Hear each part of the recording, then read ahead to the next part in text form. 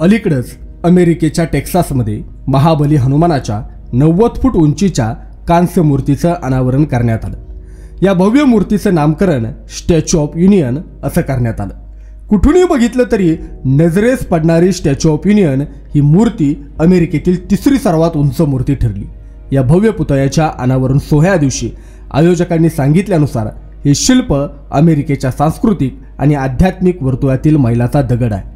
त्याच पार्श्वभूमीवर या भव्य मूर्तीविषयी आणि तिच्या भारतीय संस्कृतीशी असलेल्या संबंधाविषयी जाणून घेणं नक्कीच महत्त्वाचं ठरणार आहे। स्टॅच्यू ऑफ युनियन ही मूर्ती टेक्सासमधील शुगरलँड येथील श्री अष्टलक्ष्मी मंदिरात आहे। या मूर्तीच्या नावावर असलेल्या संकेतस्थळावर या मूर्तीविषयी माहिती देण्यात आलेली आहे। या माहितीत म्हटलंय की ही मूर्ती आध्यात्मिक आनंद देणारी, मनाला शांती देणारी आणि आत्म्याला मार्गदर्शक ठरणारी आहे। या भव्य मूर्तीला स्टॅच्यू ऑफ युनियन हे नाव का देण्यात आलं याविषयी खुलासा करताना या संकेतस्थळावर म्हटलंय, द स्टॅच्यू ऑफ युनियन ही उत्तर अमेरिकेतील भगवान हनुमानाची सर्वात उंच मूर्ती आहे। भगवान हनुमान हे शक्ती, भक्ती आणि निस्वार्थ सेवेचं मूर्त स्वरूप आहे। भगवान हनुमानानं श्रीराम आणि माता सीतेला एकत्र आणलं म्हणून या मूर्तीला स्टॅच्यू ऑफ युनियन हे नाव देण्यात आले। ही अमेरिकेतील प्रचंड उंच मूर्ती आहे। स्टॅच्यू ऑफ लिबर्टी 151 फूट आणि फ्लोरिडातील पेगासस आणि ड्रॅगन 110 फूट नंतर या मूर्तीचा उंचीमध्ये तिसरा क्रमांक लागतो।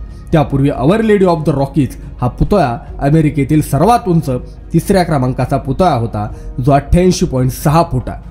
आयोजकांनी प्रसिद्ध केलेल्या निवेदनानुसार हा पुतळा पद्मभूषण पुरस्कार विजेते आणि वैदिक विद्वान चिन्नाजेयर स्वामीजी यांच्या संकल्पनेवर आधारित आहे। उत्तर अमेरिकेसाठी एक आध्यात्मिक केंद्र म्हणून त्यांनी या प्रकल्पाची कल्पना केली आहे, असं आयोजकांनी म्हटलंय। 15 ते 18 ऑगस्ट दरम्यान आयोजित भव्य 3 दिवसीय प्राणप्रतिष्ठा सोहळ्यात या पुतळ्याचं अनावरण करण्यात आलं। या कार्यक्रमात हेलिकॉप्टरनं पुतळ्यावर पृष्ठवृष्टी, पवित्र जल शिंपडण्यासोबतच बरोबर भगवान हनुमानाच्या गळ्यात 72 फूट लांबीची पुष्पमाला घालण्यात आली। हजारो भाविकांनी श्रीराम आणि हनुमानाच्या नावाचा जयघोष केला। आयोजकांनी दिलेल्या माहितीनुसार या मूर्तीचा अनावरण सोहळा आणि विधी चिन्नाजेयर स्वामीजी तसेच अनेक वैदिक पुजाऱ्यांच्या देखरेखीखाली पार पडला। अशाच प्रकारच्या वेगवेगळ्या घडामोडी माहिती जाणून घेण्यासाठी आमच्या गोष्ट दुनियेची या YouTube चॅनलला सबस्क्राईब करा ही विनंती। धन्यवाद।